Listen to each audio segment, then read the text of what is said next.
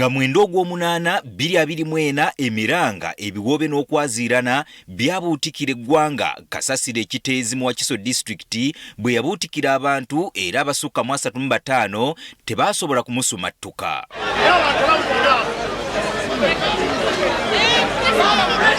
Ekifo kino ekya Kiteezi kyatandika okuyibwamu kasasiro mu mwaka gwa 1996 wabula wadde nga kyali kijjudde mu mwaka gwa 2012 kasasiro yagenda mu maaso n'okuyibwa mu kifo kino okukkakkana ng'atutte obulamu bw'abantu. Nfiiriddwa abantu 4. Nfiiriddwa abaana 3 ne mukazi wange be bali awo benninda we baziikula. Enjege eno yaviirako abakulu mu kitongole kya KCCA okufiirwa emirimu gyabwe nga ssenkulu w'ekitongole kino Dorothy Kisaka, Engineer David Luyimbazi eyali amumyuka ne Dr. Daniel Okero eyali avunaanyizibwa ku by'obulamu mu KCCA era ne batwalibwa mu mbuga z'amateeka olw'okweyambisa obubi ofiisi zaabwe ekyaviirako n'abantu okufa. Bo bakaawonawo n'abantu abaafiirwa ebintu byabwe beekubira enduulu eri gavumenti okubaliyirira. President, owekitiibwa President, tusaba otuyambe kuba bano abantu bali mu kutulimba bulimbi.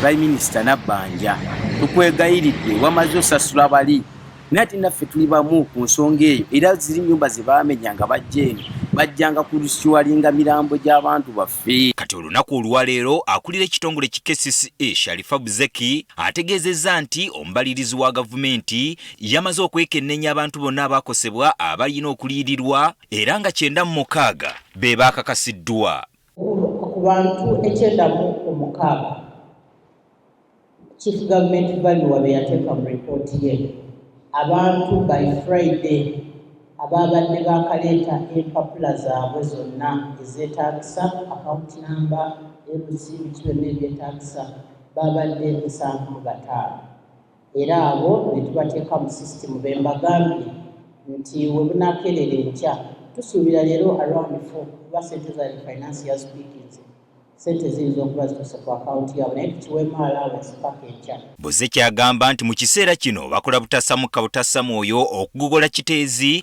kasasiro yenna aliyo bamukyuse akolebwemu ebintu ebirala. Era we twogerera kati twatandika okutereeza ekifo ekyo n'okiddaabiriza tuli mu kukola ku eka 10 nga eka ezo zikolerwako ssente ezatuweebwa gavumenti ya Japan nga yatuwa ekitongole kya UN Habitat kyekiba kiddaabiriza ekifo ekyo. Omulimu ogwo nno guli supposed kutwala emyezi 12 okubanga Kiteezi acres 10 ezo ziwedde nga bwe twogerezaganya ne gavumenti eka esigaddewo 29 nazo tugenda kubanga tuzikola tutya.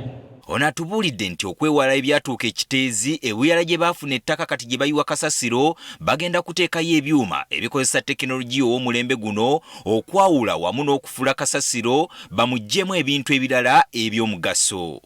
Tumubuuzizza ekiseera ekituufu ebyuma bino lwe bigenda okuteekebwa ebuyala kubanga n'Ekiteezi baasuubiza okubiteekayo kyokka ne batakiteeka mu nkola wabula atusabye kimu kwesiga kigambo kye. Babasuubiza dda nga mukyali Ekiteezi nti Kiteezi ajja kufuna tekinologi n'atajja nze saaliwo. Ekyo sijja kusobola kiddamu simanyi lwaki tebyajja. Nze bye nabasuubiza okuva mu January nga tuzze mu ofiisi n'ono bwe mugenda monita mwawandiika 10 points ze nayo ne New Vision mwaziwandiika. Mugende mutikinga ofu mujja kulaba nga byembagambye byonna kati bikola ki. Ku nsonga y'akalippagano k'ebidduka mu Kampala, Buzeki agamba nti balina enteekateeka ennambulukufu obulungi egenda okukendeeza obudde abantu bwe bamala mu kkubo nga mu kaseera kano omuntu atambulira mu mmotoka akozesa eddakiika 4 okutambula kilomita nnamba wabula oluvannyuma lw'emyaka 5 okuva kati omuntu atambulira mu mmotoka ajja kuba akozesa eddakiika 3 zokka bwe banaaba nga basobodde okuteeka mu nkola ebyo byonna bye bateekateeka. Tugenda kwongerako signalized junctions okusobola okuba nga tukozesa artificial intelligence abantu badirecting okutambula enguudo tuzipevinge zitambule tugobe obudduka obuleeta abantu abatono nnyo mu kibuga. akuutidde bannakampala okufaayo ku ngeri gye bakwatamu kasasiro naddala mu biseera bino ebya Ssekukkulu n'ebiseera eby'okuyingira omwaka era n'abaagaliza okulonda okw'emirembe. Gerald Damulira agafeeyo ku Spark TV.